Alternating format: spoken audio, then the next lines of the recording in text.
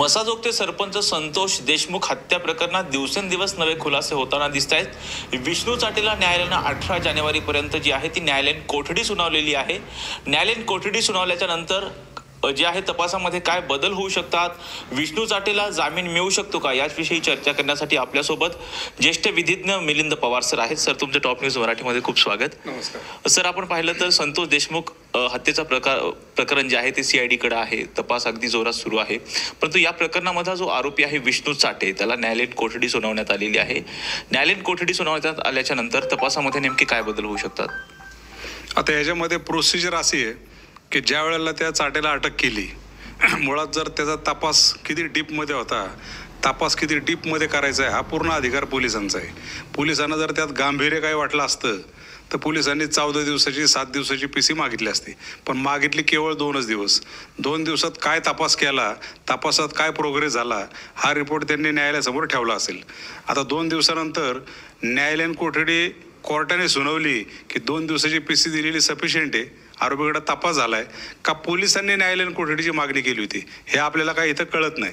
पण आता न्यायालयीन कोठडीत गेल्यानंतर म्हणजे थोडक्यात ह्याचा दुसरा अर्थ असा की पोलीस कस्टडी सफिशियंट होती, पुरेशी पोलीस कस्टडी होती आणि म्हणून आमचा तपास संपलाय आणि म्हणून न्यायालयीन कोठडी। आता पोलीस कस्टडी म्हणजे तपासाकरता न्यायालयाने केलेले आदेश म्हणजे पोलीस कस्टडी, आणि न्यायालयीन कोठडी म्हणजे तपास पूर्ण झालाय, कोठडीतला तपास पूर्ण झालाय, आता न्यायालयाच्या कोठडीत म्हणजे त्याला जेलला पाठवतात। आणि एकदा जेलला गेला की तो न्यायाधीशांच्या म्हणजे न्यायालयाच्या कोठडीमध्ये असतो, आणि न्यायालयाच्या कोठडीत गेल्यानंतर पोलिसांना परत तपास करायचा अधिकार नाही।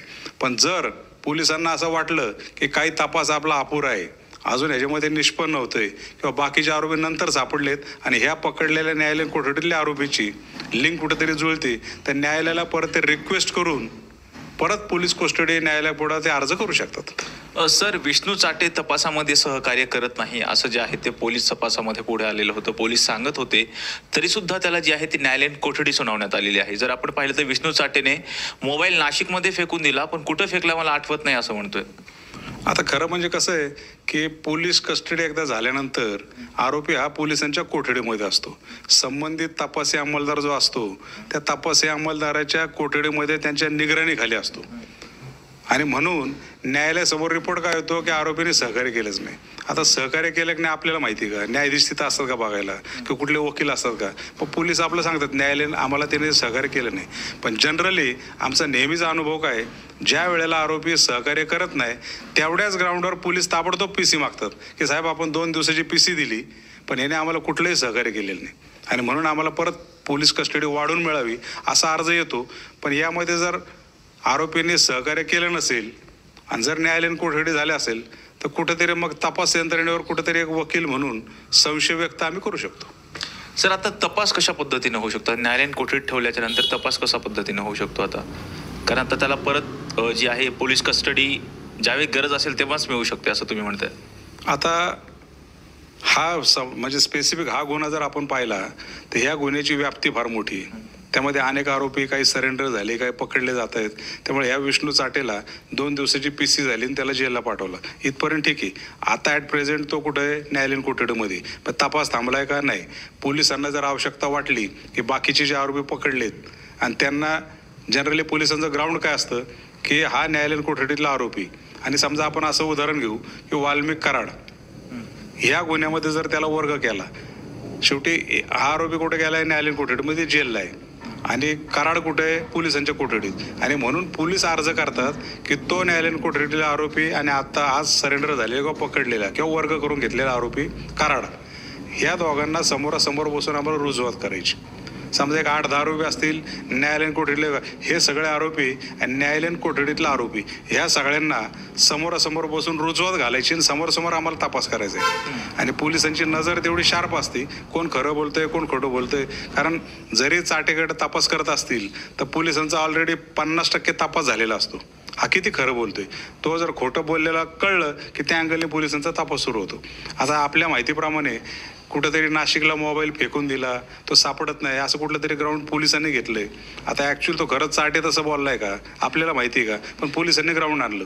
शेवटी न्यायालयापुढं पोलीस काय 100% खोटं बोलतात असं नाही, कुठेतरी त्यांना खरं कारणही द्यायला लागतात। बोललाय असेल तसं फेकून दिलं. पण जर फेकून मोबाईल जर दिला असेल तर तो नेमका कुठल्या स्पॉटला पकडला, तो कुठं कुठं फिरला होता, त्याचा नंबर कुठला होता, नंबरही जर आठवत नसेल तर ह्या स्पेसिफिक नंबरला हे बाकीचे आरोपी कुठल्या फोनवर कॉल करत होते अनेक वेळा, ह्या सगळ्या लोकेशनवरनं पोलीस तो गुन्हा त्या पद्धतीने डिटेक्ट करू शकतात. सर, जर आपण पाहिलं एखादा आरोपी, कोणत्याही गुन्ह्यातला आरोपी ज्यावेळी पुरावा नष्ट करतो त्यावेळी तपास यंत्रणेपुढे नेमके काय पर्याय असतात? जर आपण पाहिलं तर विष्णू चाटे म्हणतो की मोबाईल कुठं फेकलाय, नाशिकमध्ये फेकला, पण कुठं फेकला मला आठवत नाही. अशा वेळी लाय डिटेक्टर टेस्ट असतील, नार्को टेस्ट असतील, असे काही पर्याय उपलब्ध असतात का? तसे पर्याय म्हणजे आता ह्याच्यामध्ये पहिल्यांदा की जर समजा पुरावा नष्ट करायचा प्रयत्न केला तर त्यामध्ये 201 हे कलम लागू होतं. आता समजा एखाद्याने गुन्हा केलाय 302चा, एखाद्याने रिव्हॉल्वरने गोळी घातली आणि मित्राकडे गेला ती रिव्हॉल्वर ठेवली, त्याला माहिती घेणे मर्डर केलाय आणि त्या मित्राने काय केलं, ते रिव्हॉल्वर कुठंतरी नदीत टाकून दिलं, डिस्पोज केलं, फोडून टाकलं. म्हणजे त्यांनी काय केलं, मुख्य आरोपीला गुन्ह्यामध्ये सहकार्य करायचं काम केलं. थोडक्यात काय, तपासामध्ये चेन ब्रेक करायचं काम केलं. आणि भविष्यामध्ये चार्जशीट आलं, न्यायालयासमोर खटला चालला तर त्या खटल्याच्या वेळेला जर मुख्य आरोपीला जन्मठेप झाली तर यामध्ये 201ला जो ज्याने मदत केली त्यालाही जन्मठेप होऊ शकते, असा तो कायदा आहे. म्हणजे मुख्य गुन्हा जो केला आहे, मुख्य गुन्हेगार जो आहे आणि त्याला ज्याने मदत केली पुरावा नष्ट करायला, त्याला चिटकूनच 201 कलम लागू होतं. मुख्य आरोपीला जी शिक्षा होती ती शिक्षा मदत करणाऱ्याला, पुरावा नष्ट करणाऱ्याला लागू होती. हे कायद्यामध्ये सगळ्या तरतुदी आहेत. सर, जर आपण जर पाहिलं पोलीस कोठडीमधून ज्यावेळेस न्यायालयीन कोठडीमध्ये रवानगी करण्यात येते त्यानंतर कुठेतरी जामिनाचा मार्ग थोडासा मोकळा होतो. परंतु आता विष्णू चाटेला न्यायालयीन कोठडी सुनावण्यात आलेली आहे, परंतु त्याच्यावरती मकोका अंतर्गत कारवाई सुद्धा करण्यात येते, त्यामुळे त्याला जमानत मिळू शकते का? बरोबर आहे. जोपर्यंत आरोपी पोलीस कस्टडीमध्ये असतो, PC मध्ये असतो, तोपर्यंत त्याला जामीन मागायचा अधिकार नाही, मागता येत नाही, न्यायालयाने देणार पण नाही. आणि ज्या वेळेला त्याला न्यायालयीन कोठडीमध्ये पाठवतात त्यावेळेला त्याचा जामिनाचा अधिकार ओपन होतो, चालू होतो. त्या कलमानुसार 439, 36, 37 जे काही कलम आहेत त्याप्रमाणे अर्ज करतात.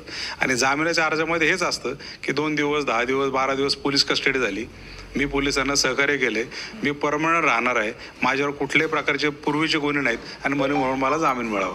आता या गुन्ह्यामध्ये स्पेसिफिक जर मोका लावला असेल तर त्या मोकामध्ये त्याला वर्ग करतील. आता सध्या ॲट प्रेझेंट माझ्या माहितीप्रमाणे तो फक्त खंडणीच्या गुन्ह्यामध्ये अटकेत होता आणि आता न्यायालयीन कोठडीत आहे. पण जर मोकामध्ये त्याला मोका जर लावला असेल तर मग मोकाची सगळी पोलीस कस्टडी त्याला परत लागू होणार, मोकाची PC त्याला लागू होणार. 180 दिवसाचा कालावधी दोषारोप पत्र दाखल करण्यासाठी, त्यामुळे त्याचा जामीन तसा लगेच होणार नाही. पण जर फक्त खंडणी आणि न्यायालयीन कोठडी असं असेल तर तो जामीन करू शकतो आणि जामीन होऊ शकतो 1 महिना 2 महिन्यामध्ये. सर, या म्हणजे खंडणीमधला जो आरोपी आहे वाल्मिक कराड, ज्याच्यावरती संशय व्यक्त केला जातोय, त्या वाल्मिक कराडला आज जे आहे न्यायालयापुढे हजर करण्यात येणार आहे. त्याच्यावरती फक्त खंडणीचा गुन्हा दाखल आहे, मकोका अंतर्गत त्याच्यावरती कारवाई झालेली नाही किंवा कुणाचा गुन्हा त्याच्यावरती दाखल नाही, अशा वेळी जमानत होऊ शकते? नाही, आता पोलिसांचे जर आपण तपासाचा भाग जर पाहिला तर पोलिसांचा तपास म्हणजे पहिल्यांदा खंडणीमध्ये अटक केली, मग बाकीचे आरोपी अटक केली, मग या बाकीच्या सगळ्यांच्या लिंक, कोण कोणाच्या संपर्कात होता, कोण टोळीचा म्होरक्या आहे, ह्या सगळ्या गोष्टीने तपास आज मला वाटतं काहीतरी त्याला न्यायालयापुढे हजर करणार आहेत. मग आजपर्यंत 14 दिवसामध्ये ह्या वाल्मिक कराडने पोलिसांना काय कोऑपरेशन दिलं, तपासात काय निष्पन्न झालं, त्याप्रमाणे जर निष्पन्न झालं असेल की बाकीचे हे खंडणीमधले आरोपी आणि वाल्मिक कराड हे सगळे एकाच गँगचे एकमेकांच्या संपर्कात होते, सगळ्यांनी कट कारस्थान करून हा गुन्हा केलाय, तर वाल्मिक कराडला मोकामध्ये वर्ग करून घ्यावा लागेल आणि त्याप्रमाणे पुढचा तपास सुरू होईल. आणि एकदा तपास सुरू झाला तर या स्टेजला जामीन होण्याचा प्रश्नच येत नाही. पण तपासात काही गडबड झाली आणि मी जे सांगतोय त्याप्रमाणे तपास काही चुकीच्या गोष्टी घडल्या, मग आरोपीला जामीन द्यावा असं सुप्रीम कोर्टचे वेगवेगळ्या प्रकारचे निकाल आहेत की त्यामध्ये तात्काळ त्याला जामीन द्यावा गुन्ह्याचं गांभीर्य बघून. आता एवढाच जर गुन्हा असेल फक्त खंडणी तर त्यामध्ये जामीन होऊ शकतो. ज्या पद्धतीने जर पाहिलं सर, वाल्मिक कराडने स्वतःला सरेंडर केलेलं होतं, पुण्याच्या CID कार्यालयामध्ये सरेंडर केलेलं होतं. अशावेळी मी तपासामध्ये सहकार्य करतो असा जर त्यांनी युक्तिवाद ठेवला तर त्याला जामिनाचा मार्ग त्याचा मोकळा होऊ शकतो का? आता ते सरेंडर होताना त्याने सांगितले की तपासामध्ये मी सहकार्य करतो, म्हणण्याचं कारण अनेक असतात. तपासात मी सहकार्य करत नाही म्हटले की मग पोलीस कस्टडी म्हणजे काय असते, भले भले मग तिथं कबूल होतात, त्यामुळे तो प्रश्न नाही आहे.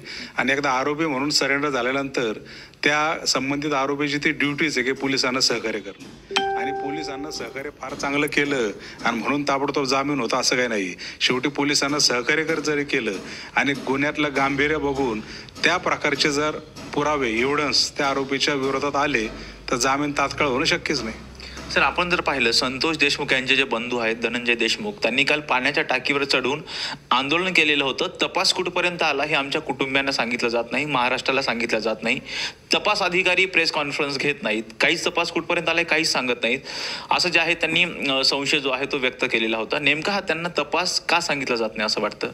आता ह्याच्यामध्ये हा गुन्हा घडल्यानंतर सुरुवातीपासून ज्या बारीक घटना जर पाहिल्या, म्हणजे एक जो आपण म्हणतो संशय निर्माण होणं. संशय कसा झाला? एक तर तो गुन्हा घडला, वाल्मिक कराड अनेक दिवस फरार होता, सापडत नव्हता. जवळपास 150 लोकांची टीम तयार केली, 9-10 पोलिसांच्या टीम तयार झाल्या आणि अशा परिस्थितीमध्ये जर आरोपी सापडत नाही आणि तो एकदम काही 100-200 कार्यकर्ते घेऊन पुण्यासारख्या ठिकाणी CIDच्या ऑफिसला, की जिथं त्यांचेच पूर्वीचे काही पोलीस अधिकारी होते, त्यांच्यासमोर जर सरेंडर होत असेल तर या गोष्टी संशयास्पद घडल्या आणि म्हणून महाराष्ट्राच्या जनतेच्या मनामध्ये कुठेतरी संशय निर्माण झाला की हे आरोपीला वाचवण्याचे तर काही प्रकार चालू आहेत का, आरोपीला वाचवण्यासाठी तपास त्या पद्धतीने तपास चालू आहे का, आणि तो संशय निर्माण झाला. आणि म्हणून मग त्या देशमुखांच्या भावाने काल ते टाकीवर चढून आंदोलन केलं. कारण शेवटी भावाची आज त्यांच्या निर्गुण हत्या झालेली. त्या कुटुंबावर जे काही आलंय हे राजकारणाचा भाग, डिस्कशनचा भाग सोडून द्या, पण ज्या कुटुंबावर जी काही वेळ आलेली आहे त्या सगळ्या ह्याचा त्रागा म्हणून त्यांनी आंदोलन केलं. आणि त्यांचं म्हणणं असतंय ना की आमच्या मनात संशय आहे की हे आरोपी एवढे पॉलिटिकल स्ट्रॉंग आहेत, यांच्या मागे एवढे पॉलिटिकल लोक आहेत. त्या वाल्मिक कराडचं पाहिलं तर अनेक मात्र ते नावं घ्यायची गरज नाही, अनेक मोठमोठ्या नेत्याबरोबर त्याचे फोटो आहेत. अशा परिस्थितीमध्ये कुणी घाबरणार की याला कुठले पोलीस कुठला तपास चांगला करणार आहेत? हा सगळा संशय निर्माण झाला. आणि म्हणून पोलीस त्या देशमुख फॅमिलीचं असं म्हणणं आहे की डे टू डे आम्हाला कळायला पाहिजे. त्यांनी काही वकील अपॉइंट केले तर वकिलांच्या माध्यमातून काय त्यांना सगळ्या काय काय घडतंय, आम्ही काय तपास करतोय, लिगली करतोय का. शेवटी कायद्याचं नॉलेज काय प्रत्येकाला नसतं. जर तपासामध्ये काही त्रुटी ठेवल्या जाणीवपूर्वक तर याचा फायदा आरोपीलाच होतो असा कायदा आहे, असं कोणी सांगणार नाही. म्हणून त्या त्रुटी राहायला नको, तपास प्रॉपर व्हायला पाहिजे. आणि जो काही मनात संशय निर्माण झालाय की बाबा तपास तुम्ही काय करताय, कशा पद्धतीने चाललाय, एवढे पोलिसांची टीम केलाय, 150 पोलीस त्याला शोधतात आणि हा पुण्यामध्ये आरामशीर 100-200 कार्यकर्त्यांसोबत जर स्वतः हजर होत असेल म्हणजे पोलिसांनी त्याला पकडलंच नाही, मग भविष्यात तपास चांगला होईल याची शाश्वती कोणी द्यायची. आणि ह्या भीतीपुढेने ते आंदोलन केलं आणि त्यांची मागणी रास्त आहे की तपास हा प्रॉपर व्हायला पाहिजे आणि भविष्यात तो शिक्षेपर्यंत जायला पाहिजे. अशी मागणी कुणी करणार का? तो खूनच एवढा निर्गुण प्रकारचा खून आहे. पण तपास कुठपर्यंत आला हे का सांगितलं जात नाही असं वाटतं? कारण तपासामध्ये काही अडचणी निर्माण होऊ शकतात म्हणून जे आहे ते तपास यंत्रणा सांगत नाही असं वाटतंय? नाही, कायद्यानुसार अशी प्रोसिजर आहे की एकदा पोलीस कस्टडीमध्ये आरोपी गेला, मग न्यायालयीन कोठडीत गेला, 90 दिवस, मोका असेल तर 180 दिवस, जवळपास त्याला 6 महिन्याचं पिरियड आहे दोषावर पत्र दाखल करायला. आणि त्या दरम्यान, कारण शेवटी पोलीस कस्टडी कोणाकडनं घेतात? न्यायालयाकडून. मग त्या न्यायालयीन कोठडीत असताना काय काय तपासात निष्पन्न झालं, काय सापडलं, हा फक्त बघण्याचा अधिकार संबंधित न्यायाधीशांचा असतो. त्याला म्हणतात स्टेशन डायरी फक्त त्यावेळेला न्यायाधीश. डिफेन्स म्हणजे समजा आरोपीचे वकील आम्ही असू तर आम्ही म्हणू शकत नाही आम्हाला जरा दाखवा, असं आपण म्हणू शकत नाही. पण एक काय आम्ही तपास करतोय, बारीक बारीक कुठं पंचनामा केला, कुठं गेलो, काय फिरलं, काय केलंय, बारकावे ज्याच्यामुळे तपासावर परिणाम होईल तुम्ही अशा सांगू नका, पण आमचा तपास कुठल्या दिशेने चाललाय आणि त्यासाठी आम्ही काय काय करतो हे जर देशमुख फॅमिलीला सांगितलं तर देशमुख, आता मला वाटतं मलाही अशी माहिती कळली की देशमुखांचे मिसेस त्या संतोष देशमुखांच्या, त्यांनी पण काय आक्षेप घेतले की असं काहीतरी संशय, तर उलट तपासामध्ये मदतच होणार आहे. कारण शेवटी त्यांच्या घरातला माणूस गेलाय, त्यांना न्याय पाहिजे आणि न्याय कसा द्यायचा तपास यंत्रणेवर अवलंबून आहे. आणि तपास यंत्रणेने तपास चांगला केला तर भविष्यात तो शिक्षेपर्यंत आरोपी जाणार आहे. पण मध्ये जर आरोपीला वाचवण्यासाठी काही गोष्टी केल्या तर 2-5 वर्षांनी काय होणार आहे? आरोपी निर्दोष. सर, अशा पद्धतीचे जे आंदोलनं होतात, ज्या पद्धतीनं धनंजय देशमुखांनी आंदोलन केलं होतं, त्यामुळे कुठेतरी तपास यंत्रणावरती दबाव येतो, तपासामध्ये काही बदल घडतात असं होतं का? नाही, आता याला आंदोलन कसं म्हणता येईल हा एक प्रश्नच आहे.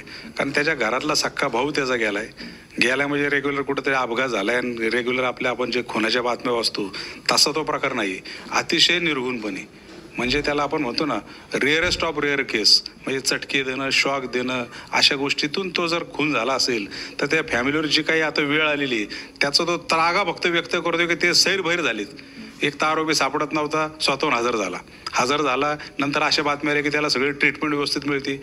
आणि दिस इज म्हणजे बट नॅचरल की कोणाला वाटणार की याचा संबंधच एवढ्या मोठ्या मोठ्या लोकांशी आहेत. आजही काही कोणी राजीनामा दिला पाहिजे, त्याला काढून टाका, अमकं डमका अशा चर्चा टी व्हीला बातम्या बघून कळते. पण त्यांच्या मनात एक भीती आहे की याचे सपोर्टर जर एवढे मोठे मोठे असतील तर हे तपास कसा होणार आहे आणि यात निष्पन्न काय होणार आहे. उगा आम्हाला दाखवण्यासाठी मोका लावला, हे केलं. अरे मोका लावला तर मोका टिकलाय पाहिजे. मोका टिकण्यासाठी तसे पुरावे गोळा केले पाहिजेत. आता तुम्ही सांगताय, आरोपी सांगतोय मोबाईल फेकून दिला.